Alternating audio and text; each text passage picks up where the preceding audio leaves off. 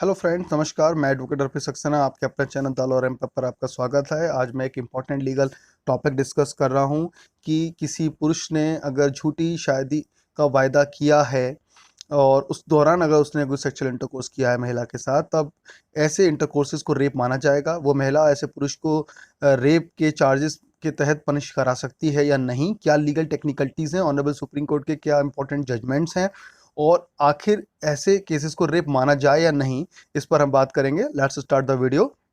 किसी भी rape case में सबसे इंपॉर्टेंट रोल होता है कंसेंट का, उस महिला के द्वारा दी गई कंसेंट का। अगर कंसेंट उस महिला ने नहीं दी है या कंसेंट दी है, वो कंसेंट अगर विटेटेड है, यानी कि वो कंसेंट कंसेंट नहीं है लीगल सेंस में, जैसे कि डरा धमकाकर, शराब पिलाकर, नशे में या मिसकंसेप्शन ऑफ फैक्ट के तहत अगर कंसेंट दी गई, तो ऐसे कंसेंट को कंसेंट नहीं माना जाता और ऐसा व्यक्ति रेप के अंडर चार्ज किया जा सकता है।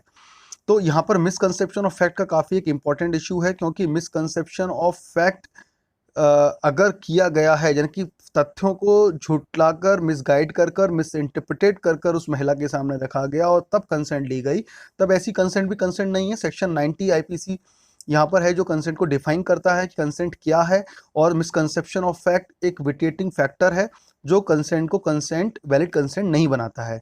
इसी पर पूरी लगभग इंपॉर्टेंट डिस्कशन आगे हम करेंगे। Uday versus state of Karnataka 2003 honourable supreme court का ये इंपॉर्टेंट जजमेंट, जिसमें कि कोर्ट ने कहा कि दो फैक्टर आपको साबित करने होंगे किसी भी एक्यूज्ड व्यक्ति को पनिश कराने के लिए इन तरह के मैटर्स में।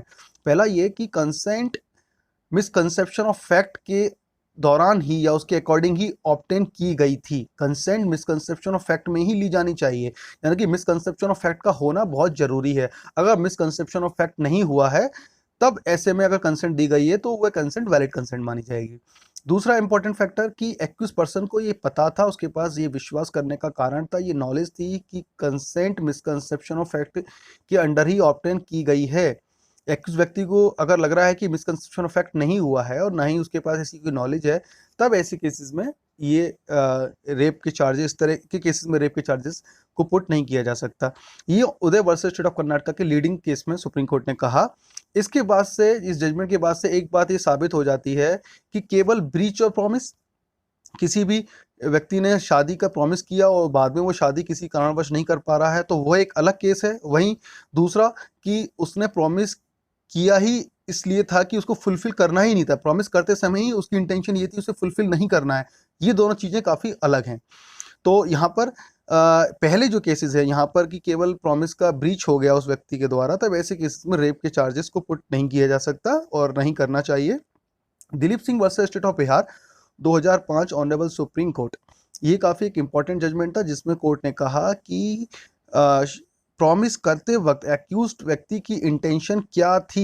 ये बहुत इंपॉर्टेंट है कि उस समय उसकी इंटेंशन शादी करने की थी या केवल उसको एक झूठा प्रॉमिस करना था। तो इंटेंशन उसकी प्रॉमिस देते वक्त, यानी कि उस समय जब वो प्रॉमिस दे रहा था कि मैं शादी करूंगा, उस समय उसकी इंटेंशन क्या थी। तो ये Dilip Singh versus state of Bihar 2005 के केस में सुप्रीम कोर्ट ने काफ़ी अच्छी बात कही कि आप कब देखेंगे कि उसकी इंटेंशन क्या थी और कैसी थी। वो जब जब वो प्रॉमिस दे रहा हो, जब वो प्रॉमिस दे रहा हो उस समय की इंटेंशन।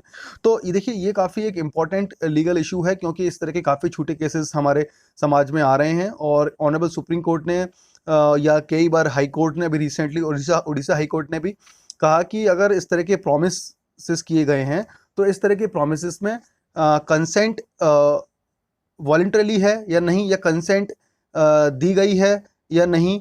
तो इन सब पर कोर्ट्स ने बात करते हुए यही अपने ऑब्जर्वेशन रखे कि इन केसेस में रेप को मानने के लिए एक स्ट्रॉन्ग एविडेंस भी देना होगा उस महिला को कि वाकई फॉल्स प्रॉमिस किया गया था, पहली बात। दूसरी बात, अगर महिला पढ़ी लिखी है, समझदार है, एजुकेटेड है और उसका सोशल स्टैंडर्ड ऐसा है कि वे सब चीज़ों को जानती समझती है, तब भी ऐसे केसेस में ऑनरेबल कोर्ट ने इन तरीके के रेप चार्जेस में मेन को, एक पुरुष को आरोपी, या कहें कि पुरुष को उसमें इन्होंने कन्विक्ट नहीं किया है।